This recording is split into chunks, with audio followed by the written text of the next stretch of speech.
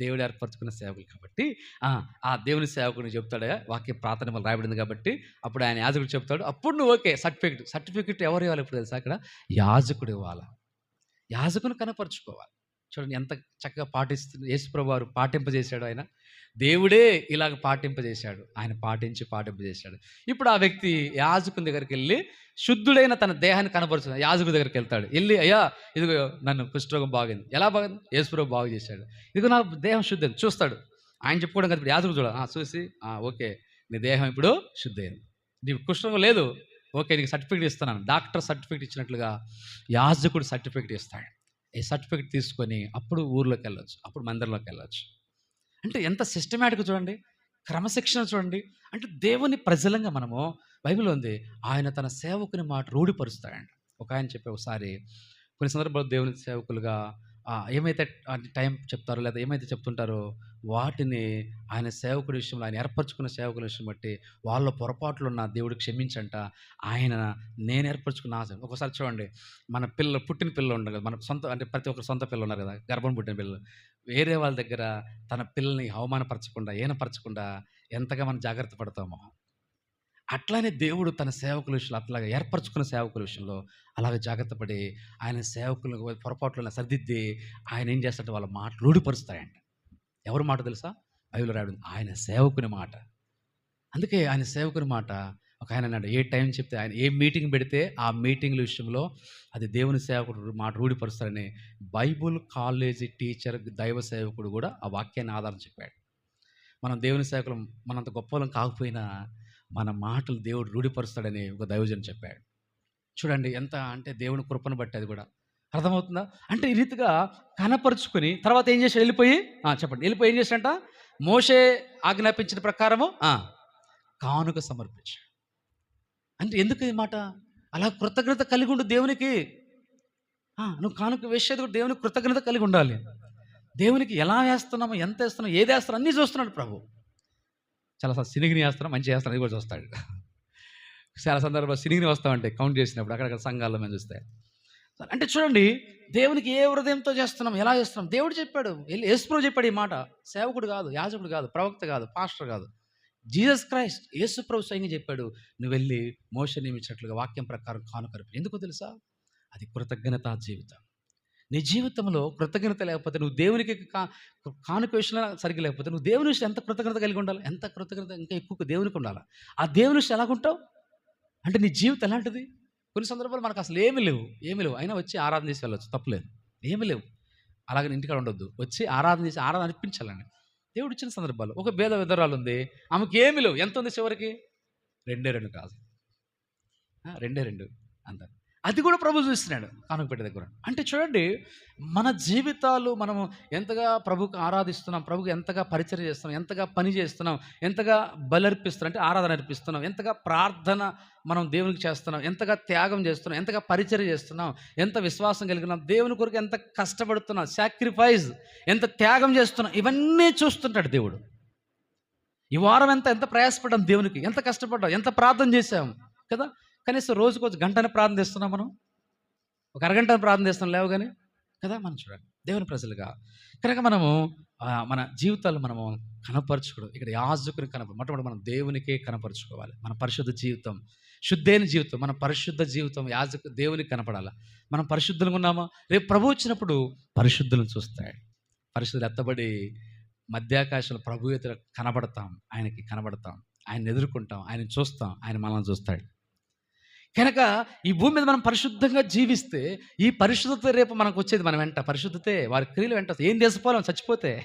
Timothy పత్రిక పౌలు గారు ఉన్నారు, మనం చనిపోయిన తర్వాత ఏమీ తీసుకుపోలేం, అయితే మన వారి వెంట వారి క్రియలు వస్తాయి.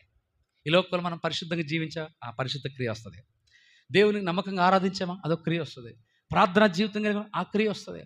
దేవుని కొరకు ప్రయాసపడ్డామా, పరిచర్య చేసామా, సువార్త చేసామా, దేవుని కొరకు పని చేసామా, దేవుని కొరకు నీతిగా ఉన్నామా, నమ్మకంగా ఉన్నామా, యథార్థంగా ఉన్నామా, కష్టపడ్డామా, దేవుని కొరకు ఏ మంచి జీవితాలు విశ్వాసం కలిగి ఉన్నామా, ఓర్చుకున్నామా, తగ్గింపు కలిగి ఉన్నామా, దీనత్వం కలిగి ఉన్నామా, నమ్మకంగా ఉన్నామా, లోబడ్డామా, ఈ మంచి క్రియలన్నీ వారి వెంట వస్తాయి.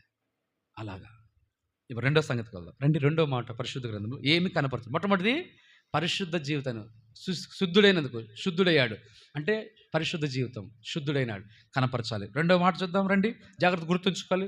పిల్లలు మిమ్మల్ని అడుగుతాను, పెద్దలు నేను చెప్పాలా, అందరు గుర్తుంచుకోవాలి. రెండో మాట చూద్దాం. రెండవ పరిశుద్ధ గ్రంథంలో రెండవ రాజుల గ్రంథం 4:13. రెండవ రాజులు 2 Kings chapter 4:13. 4:13 చదవండి. 4:13 తీసిన వారు ఎవరైనా పిల్లలు ఎవరైనా వస్తారు, మీరు చదవడం నేర్చుకోవాలి అందరూ. చదవడం. కొంతమంది సిగ్గుపడుతున్నారు, కొంతమంది భయపడుతున్నారు, కొంతమంది చదవడం రాడల్లా. చదవండి.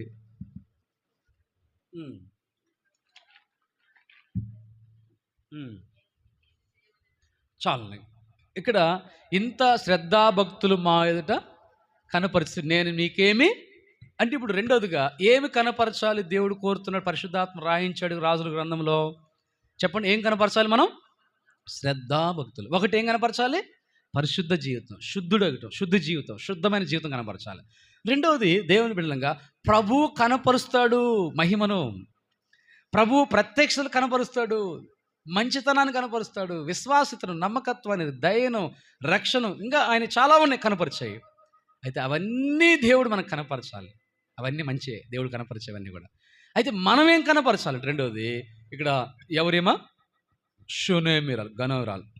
ఆమె పేరు రాయబడలేదు కానీ షూనేము పట్టణంలో ఉన్న గనురాలు, స్త్రీ. కానీ దేవుడు ఆమెకి ఇచ్చిన బిరుదు గనురాలు. ఆ పట్టణం పేరేంటి? షూనేం. ఆమె పేరు కాదు, అది పట్టణం పేరు అది. అయితే ఆమెకి ఇచ్చిన బిరుదు ఏంటంటే దేవుడు గనురాలు, పరిశుద్ధాత్మ దేవుడు రాయించాడు. అంటే గనురాలు నిజంగా ఎందుకేమో గనురాలను రాయించాడు పరిశుద్ధాత్మ దేవుడు? అసలు గనుడెవరు? మహాగణుడు ఎవరు? యేసుప్రభువు. యెషయా 7:14-15 మహాగణుడు యెహోవా దేవుడు, మహాగణుడు యేసుప్రభువు, ఆయన మహాగణుడు. ఇక్కడ మహాగణుడైన దేవుడే ఒక సామాన్యమైన మనుషుని ఏమంటున్నాడు దేవుడు? గనురాలు. అంటే దీన్ని బట్టి దేవుడు ఆ లక్షణాలు మనలో ఉంటే, ఆ లక్షణాలు నీలో ఉంటే నిన్ను గనురాలు, నిన్ను గనుడు అంటాడు. నాలో ఉంటే దేవుడు నన్ను కూడా ఏమంటాడు? గనుడు అంటాడు. లేకపోతే గణహీనులం, గనులు కాదు, సామాన్యులం. అంటే ఇక్కడ గనులు అని దేవుడు సంబోధిస్తున్నాడు, బిరుదిస్తున్నాడు. ఎంత ఆధిక్యత అంటే ఆ స్త్రీకి దేవుడు రాయించి ఇచ్చాడు కాబట్టి ఆమె మనిషే, స్త్రీ మనలాంటి మనిషే. దీన్ని బట్టి దేవుడు మనకు కూడా అలాంటి బిరుదిస్తాడు, ఆ లక్షణాలు కలిగి ఉంటే. అంటే ఏ లక్షణం అంటే ఇంత శ్రద్ధ, భక్తి. శ్రద్ధ ఏ విషయంలో? దేవుడి విషయంలో శ్రద్ధ. ఎలీషా గారు ప్రవక్త ఆ మార్గంలో వస్తూ పోతుంటే ఆయనతో పాటు ఇంకొక ఆయన కూడా ఎవరున్నారు ఎలీషా దగ్గర? గేహాజీ ఉంటాడు. ఇంకో సందర్భంలో ఇంకో వ్యక్తి ఉంటాడు. తర్వాత అంటే 5వ అధ్యాయం వరకు అక్కడ ఉన్నాడు గేహాజీ. కుష్ఠరోగి వచ్చిన తర్వాత మరొక వ్యక్తి వచ్చాడు, ఆ పేరు రాయబడలేదు కానీ కదా. అందుకే కదా గేహాజీ ఎలీషా దగ్గర శిష్యుడు వచ్చి ఆ వ్యక్తి కదా, ఇక పిలుస్తారన్నమాట, పిలుసుకొస్తాడు, దండం తీసుకెళ్తాడు. ఇంకో వ్యక్తి కూడా ఉన్నాడు. సరే అంటే ఆయన ఒక్కడే వెళ్ళా, ఇద్దరు వెళ్ళేవాడు. ఎందుకంటే ఒక్కడిగా వెళ్ళి బైబిల్ శిష్యులు ఇద్దరిద్దరు పంపాడు. సరే ఇప్పుడు ఎలీషా ఉన్నాడు, ఎలీషా ఇద్దరిని చేర్చుకొని ఒక అమాంటది ఏమంటుంది తెలుసా? అయ్యా మన మధ్యకు వస్తూ పోతున్నవాడు భక్తి గల దైవజన్, నేను ఎరుగుదును అంటే ఎందుకు ఆ పదం ఎరుగుదును అంటే గ్రహింపు కలిగిన స్త్రీ. తిమోతి భక్తుడు అనుకుంటా కొరింథీ పత్రిక పౌలు గారు అంటాడు, ఆత్మ సంబంధి అన్నింటినీ వివేచిస్తాడు. ఈమె ఆత్మ సంబంధి, ఈమె గనురాలు. ఎందుకైందంటే ఆత్మ సంబంధి. ఈమె శ్రద్ధ కలిగిన స్త్రీ, ఈమె భక్తి కలిగిన స్త్రీ. అందుకే యజమానితో చెప్పుకొని, భర్తతో చెప్పుకొని, అయ్యా గోడ మీద గది ఎత్తించి ఇలా చేద్దాం.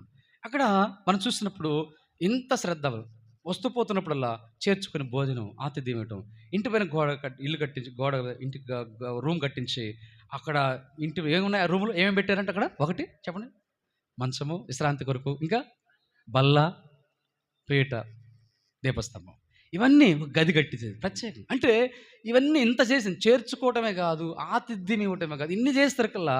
అప్పుడు ఎలీషా మాట్లాడు, ఇంత శ్రద్ధాభక్తులు మన ఎందుకు కనపరిచింది?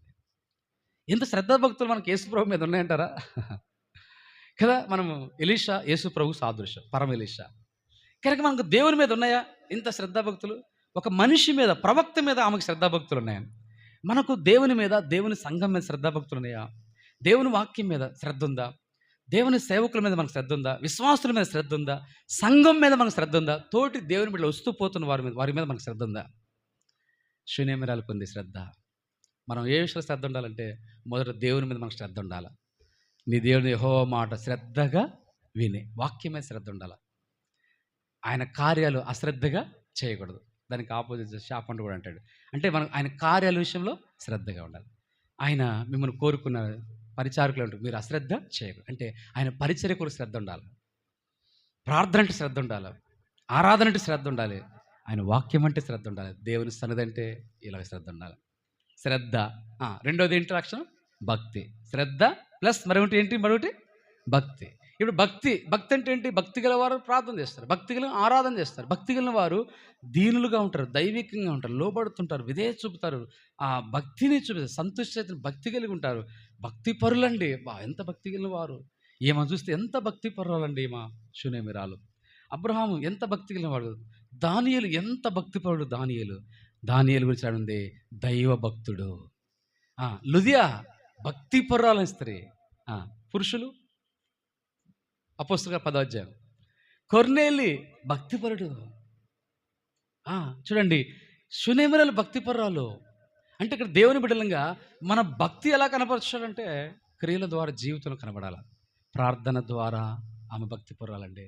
ఆరాధన జీవితం, వాక్యము ద్వారా దేవునింట్లో పరిచర్య చేసేవారు. ఎంత భక్తి గలవారు! ఇంట్లో తగ్గించుకొని పరిచర్య చేసేవారు. ప్రార్థన, పరిచర్య, దేవుని పని, ఆయా పరిచర్యలో, దేవుని కార్యాల్లో మనలో ఎంత భక్తి కనపడుతుంది. ఆమె పిలవగానే వచ్చేసింది, నిలబడింది. ఆమె ధనవంతురాలు, ఇల్లు కట్టించిన ఆమె. నేను యజమానురాలని, ఇల్లు నాదే, పైన నీకు కూడా ఇల్లు కట్టించాను. ఏంటి చెప్పండి ఎలీషా గారు, ఏంటి ఎలీషా ప్రవక్త అనలా. వచ్చి వాకిటి నిలబడి ఎంత దీనత్వం! ధనవంతురాలైన దీనత్వం కలిగిన. అంటే అందరు ధనవంతులు గర్వం ఉండదండి, కానీ లోకం చెప్తారు, బైబిల్ కూడా చెప్తుంది ఎక్కువ ధనవంతులు గర్వం ఉంటుంది, కానీ కొంతమంది తక్కువ ధనవంతులు కూడా దీనిలో ఉంటారు. ఆమె ఎగ్జాంపుల్ ఈమె. ఎవరేమా? షూనేమిరాలు. ధనవంతురాలండి, ధనవంతురాలమ్మ. అయినా కానీ ఎంత దీనురాలు వచ్చి నిలబడింది దేవుని సేవకుని దగ్గర కదా. గమనించండి, ఇక్కడ దేవుని బిడ్డలంగా అంటే ఇక్కడ ఏదో ఎలీషా గొప్పవాడని కాదు, వాళ్ళని కాదు. మనము బైబిల్లో రాయడం, నేను చెప్పట్లేదు, నా మాట కాదు, బైబిల్లో రాయడం, పరిశుద్ధాత్మ రాయించాడు. అంటే దీన్ని బట్టి మనం ఏం చేయాలి సార్? దేవుని బిడ్డలంగా మనము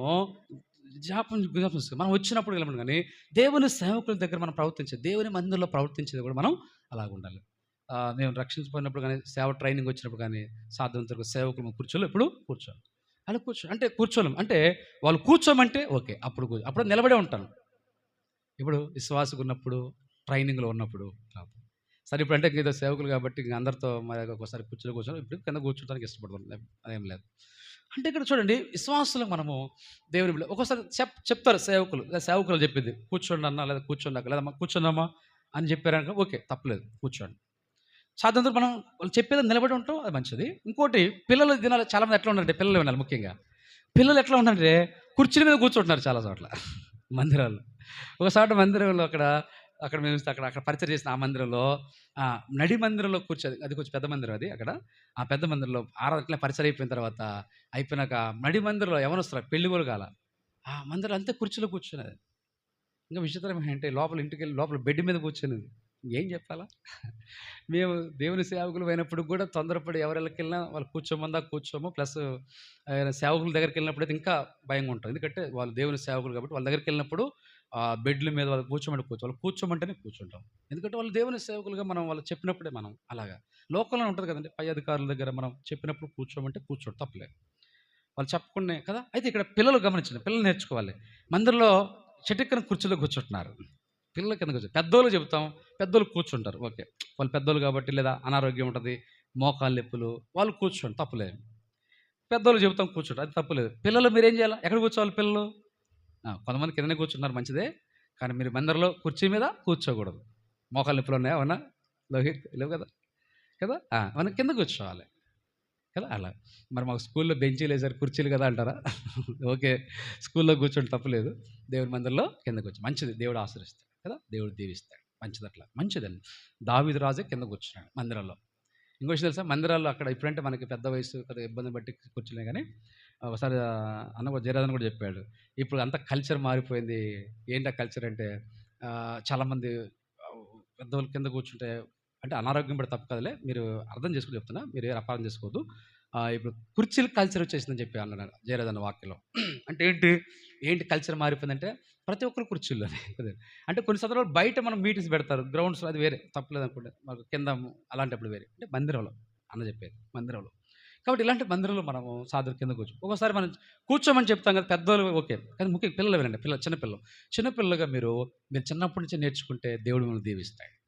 దేవుడు మిమ్మల్ని గొప్పగా ఇస్తాడు, ఘనంగా ఇస్తాడు. మీరు మందిరం ఎట్ట పడితే అటు కూర్చోవడం, ఎలా పడితే అలా ఉంటాం, ఎలా పడితే అలా నడుచుకుంటూ చేస్తున్నారనుకోండి, నువ్వు దేవుని మందిరం పోనప్పుడు నీ ప్రవర్తన జాగ్రత్తగా. దేవుని మందిరంలో మనం చాలా జాగ్రత్తగా ఉండాలి. అసలు అన్నిటికంటే జాగ్రత్తగా ఉండే స్థలం ఏంటో తెలుసా? దేవుని మందిరమే. స్కూల్ కంటే, కాలేజీ కంటే, హాస్టల్ కంటే, అన్నిటికంటే కూడా దేవుని మందిరం భూమి మీద అసలైంది పరలోకం. పరలోకం కాబట్టి ఇక్కడ మనం దేవుని సన్నిధిలో మనం జాగ్రత్తగా భయంతో ఉండాలి. గమనించినట్టయితే ఇక్కడ చూడండి, ఎంత ధనవంతురాలు ఉన్నప్పుడు ఎంత భక్తి కలిగి జీవిస్తున్నామో, ఎంత భక్తిగా జీవిస్తుంది, వాళ్ళని చేర్చుకొని ఆతిథ్యం ఇచ్చి నిలబడి గౌరవంగా వాళ్ళ పిల్లగారు రావడము ఎన్ని రకాలుగా చేస్తుంటే ఇది. అందుకే ఎలీషా అన్నాడు, ఇంత శ్రద్ధాభక్తులు మన యందు కనపరచు. ఏం చేయాలా? ఎప్పుడైతే మనం శ్రద్ధాభక్తులు కనబరుస్తామో, ఒకవేళ దైవ సేవకులు ఇవ్వలేవరేమో కానీ, మేము ఇవ్వలేమేమో, లేదా దేవుని సేవకులు ఎవరేమో కానీ, పరమ ఎలీషా ఆయన యేసుప్రభు ఇస్తాడు. ఎలీషా అంటాడు, ఏం చేయాలి ఆమెకి? ఇంత శ్రద్ధాభక్తి చూస్తుంది కాబట్టి ఆయన హృదయం నుంచి వచ్చింది. ఆమె అడగల, పిలిపించాలి చెప్పి మీకు ఏం కావాలో కోరుకో అంటాడు. ఎలీషా స్థానంలో యేసుప్రభుని పెట్టండి. శూనేమిరా స్థానంలో మనం ఉందాం, మనం శూనేమిరా స్థానంలో ఉందాం. ఎలీషా స్థానంలో యేసుప్రభుని పెడదాం. యేసుప్రభుకి మనం భక్తి చేద్దాం, ఆయనకు శ్రద్ధ చేయగలుగుదాం. అప్పుడు ఆయన అంటాడు, యేసుప్రభు, అయ్యా ఏమ్మా బిడ్డ, కుమార్తె, ఇంత శ్రద్ధాభక్తుని ఆయన చూపావు, నీకేం కావాలా? పక్కన వ్యక్తి, అయ్యా ఆమెకు కుమారుడు లేడు, ఒకటి కొరత ఉంది, మీదటికి దేవుడు అనుగ్రహిస్తా అని చెప్పాడు. అలాగే చూడండి, కొరత తీర్చేశాడు దేవుడు. అంటే ఆమె కొరతను భర్తీ చేయబడింది. కుమారుడు లేడు ఆమెకు, ధనవంతురాలే అని దేవుడు ఆ కొరత, ఆమెకు కుమారుడు కావచ్చు. మనకు ఏదో కొరత ఉంటుంది, మనకు ఆత్మీయ కొరతలు ఉంటాయి, మనకు భౌతిక కొరతలు ఉంటాయి. ఆ కొరతలు తీరుస్తాడు దేవుడు. అర్థమైందండి? అంటే ఆ ఎలీషా గారు అంటే యేసుప్రభుకి అలాంటి మన మీద ఆ లక్షణం, అలా దృష్టి రావాలి మన మీదకి. నీకు ఏం చేయాలి చెప్పు, నాడ ఎంత భక్తి చూపుతున్నావు, నాడలా నా సేవకులలో ఎంత భక్తి చూపినావు, మందిరంలో నా మందిరం ఎంత అని ప్రభు అంటే ఏం కావాలంటే ఆయన చేస్తే సేవకులు చేయలేరు, కానీ ఆయన చేస్తే ఏదైనా చేయగలడు. అర్థమైందండి? అందుకే మన జీవితాల్లో ఇది వినటానికి బోధించడానికి కాదు, కానీ మనం పాటిస్తే నిజంగానే దేవుడు చేస్తాడు, దేవుడు కార్యాలు చేస్తాడు. చూడండి పిల్లలు, దేవుని బిడ్డలకు జ్ఞాపకం చేసుకోండి. మనము ఒక ఎగ్జాంపుల్ చెప్తే, ఈరోజు కుటుంబ ప్రార్థనలో ఎంతమంది కుటుంబ ప్రార్థన చేసుకున్నారు మీలో? చేతి గారి కుటుంబ ప్రార్థన ప్రతి ఒక్కరు. ఈరోజు ఉదయకాలం కుటుంబ ప్రార్థనలో యోబు గ్రంథం 28వ అధ్యాయం, అక్కడ 1, 2, 3 వచనాల్లో వెండికి గని కలదు,